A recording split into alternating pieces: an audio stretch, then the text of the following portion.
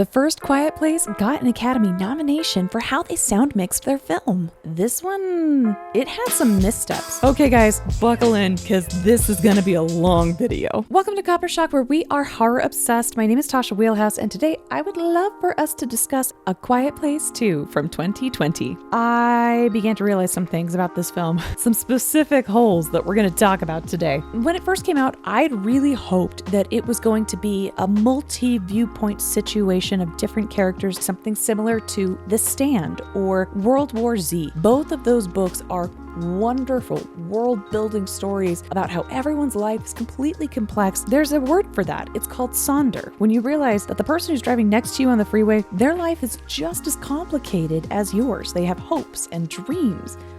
That's not this movie. I love John Krasinski, I love Emily Blunt, and I thought the monster that was created for the first film was so well done. But the problem with A Quiet Place 2 is that it did not go much of anywhere. The general plotline takes place for the central family of the first film as a continuation after the first film has ended. The hope that comes up is after they run into an old neighbor that they knew from town from the before times, they hear a radio signal of Frank Sinatra's Beyond the Sea, and Millie's character decides that because she's got the hearing aid, she's going to find this broadcast station, put her hearing aid to whatever is broadcasting right now, and help the world defeat the monsters. And she sneaks away from her family's hiding spot to go along the train tracks to go and try and find this radio station. Mother says, hey, neighbor friend, will you go find my daughter and bring her back here and keep her safe, because she's got this wild idea that she wants to go save the world by finding this radio station. He agrees and he goes to try and find her. Then they have this walking journey where they meet at the train. After the next morning, Millie wakes up and she finds that Cillian Murphy is gone. But then as she goes outside the cafe to grieve this loss, Cillian Murphy comes back and he's like, hey, I found us a boat. Now I have a problem with this. So Cillian Murphy left the date before to go find Millie, and then all night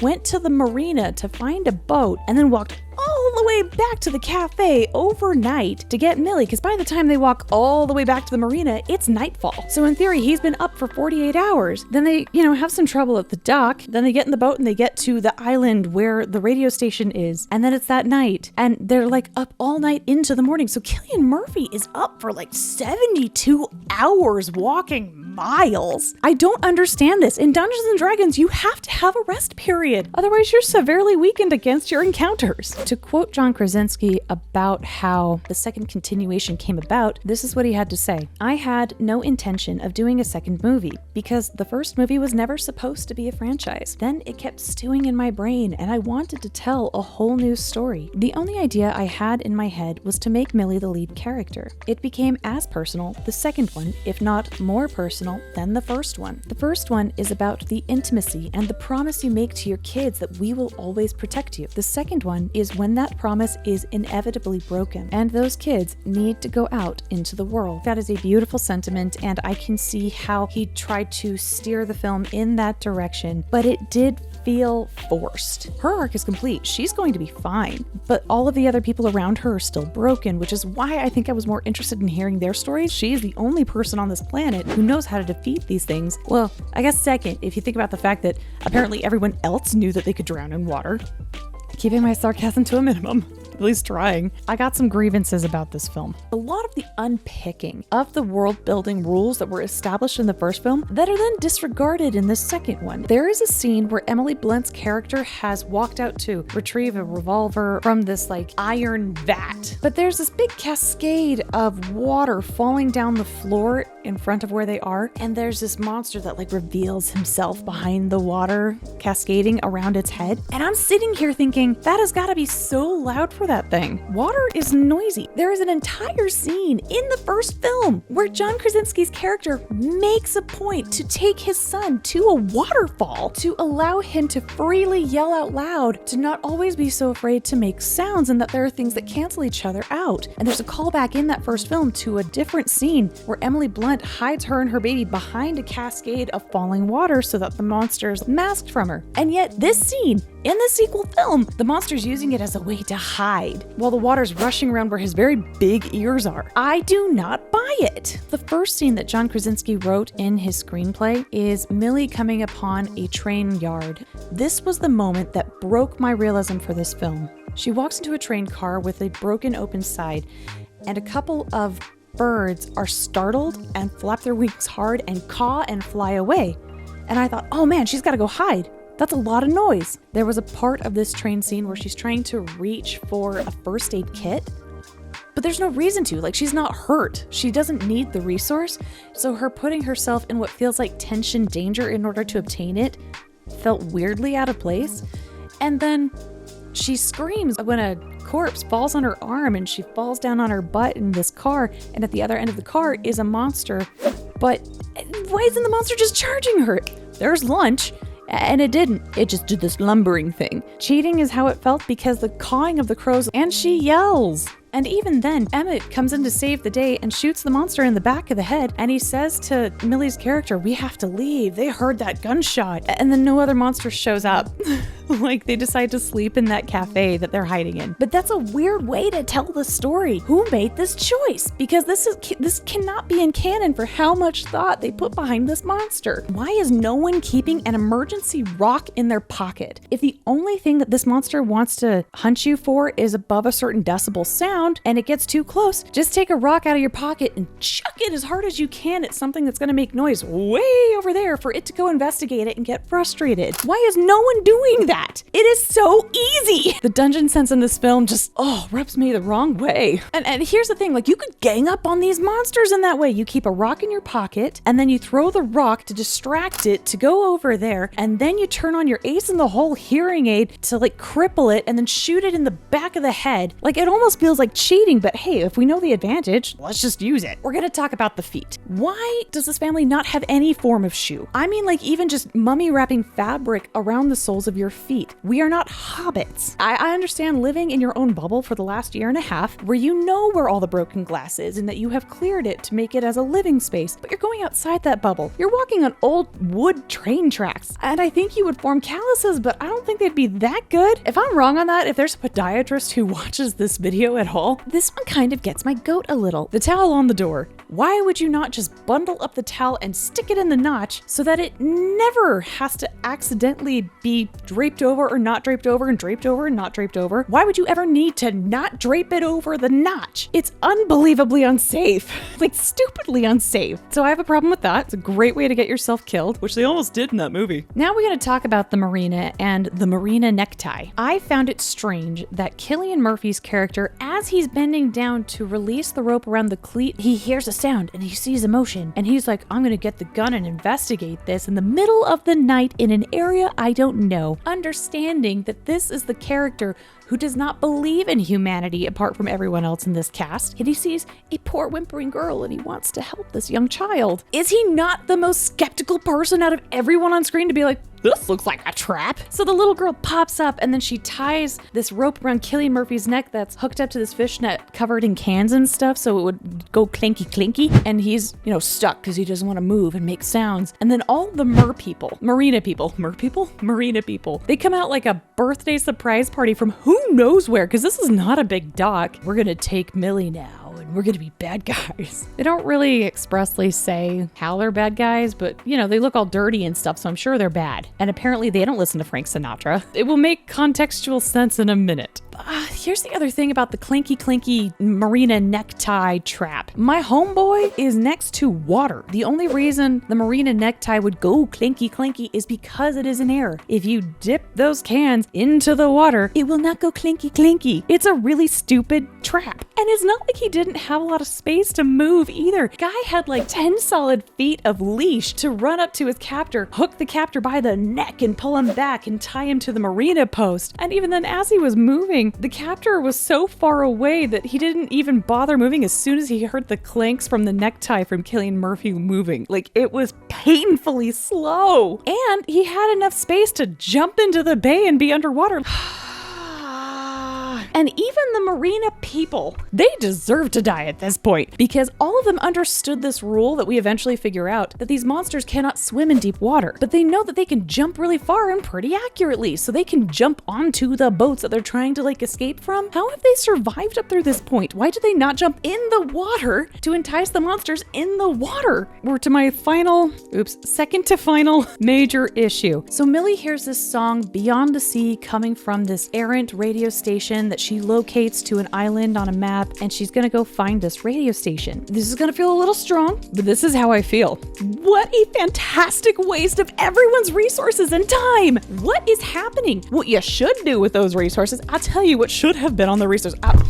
I'm mad. This really gets me animated because it's just, how did everyone survive so long? I don't understand why it had to be a secret. The monsters don't speak English. It's not like they're listening to the radio to try and figure out where you live. They physically cannot get to your island, so who cares? And if you're worried about bad actors coming to your island, do you think that only good people listen to Frank Sinatra? That's not how that works. This is what should have been broadcasted. The monsters cannot survive in deep water. Tell the world what the weakness is. Second, there is a new governed community at XYZ coordinates. You're going to tell people on this broadcast, bring XYZ resource that we need with you as payment to get into the community. Next, you're going to say, this is the FM frequency that we listen to if you want to talk to us. You now list off any active radio station, anything that has to do with communities around the nation that are within range, because people are stronger together. They pool resources as a tribe. And lastly, you would also establish these are the rules of our community. If you do not honor them, if you disobey them, if you break them on purpose and you cause harm to our community, be very clear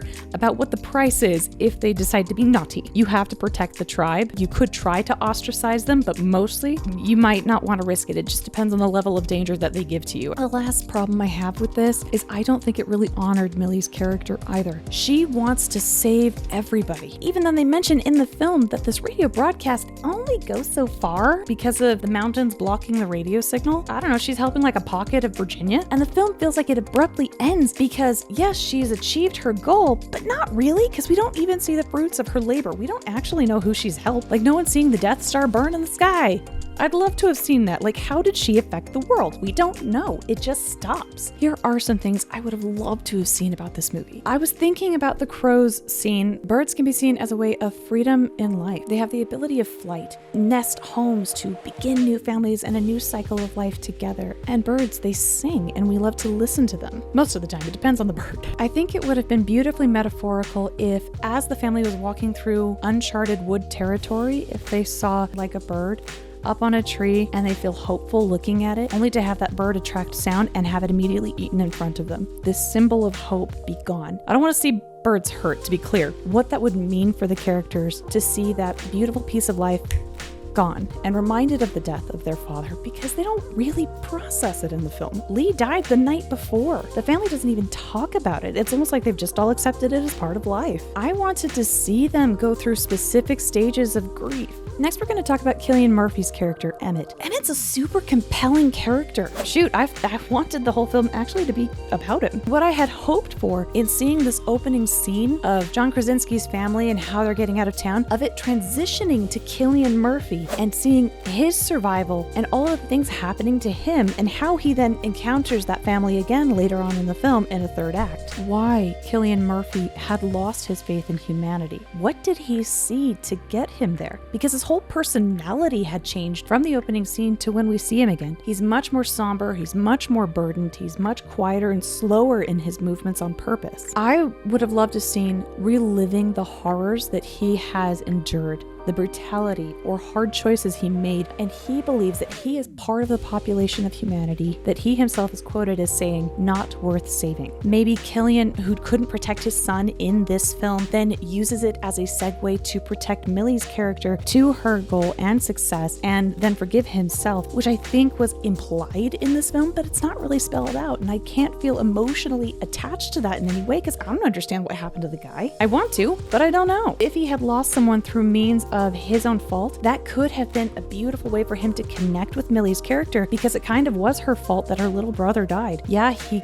grabbed the batteries, but she encouraged him to take the toy with him that ultimately killed him. That could have been a beautiful way for those two to bond as an understanding of each other. But they don't do that. Okay, you guys ready to talk about positives for once? This is one of my favorite design monsters in recent years. This was a monster that was designed by Industrial Light and Magic, and they are very specific about the monsters that they create. They have to understand how their muscles are used? How do they balance their weight? What are the evolutionary purposes of why do they live on hearing? Or maybe they came from a planet that had no light, therefore that's why they had no vision of light. The flaps on the head was pretty neat. And the motion they tried to work with was that of seaweed in the ocean. There was a detail about the flaps and how they move. They switch and shift almost to look at the monster as a way of expressing personality, or if it's trying to listen to somewhere. They were also very measured in how the monster's strength played into any of the stunts that they did on set of things being pushed around. And in hindsight, yeah, I didn't even notice anything funny about that. I thought they did a really good job balancing it. Finally, to the Kappa Shock rating system, the thriller factor. This is a 4, evens out to a 4. There are scenes in this film that are thrilling, but then it's like padded in between these long stretches of time that do nothing. The gore rating, it's a 2. You see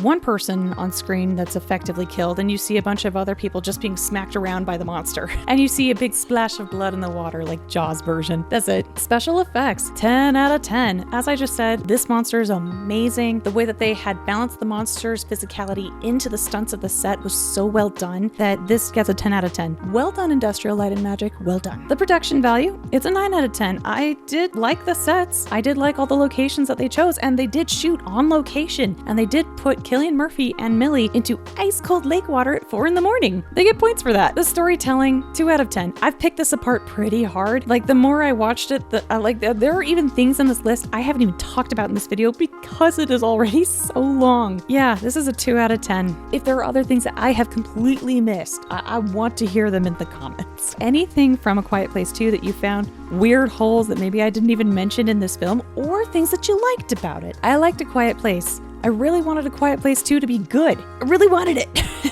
It just wasn't there for me. Thank you guys again for joining me, and I will see you soon. Thank you guys again for joining me, and I will see you soon. Bye. Bye.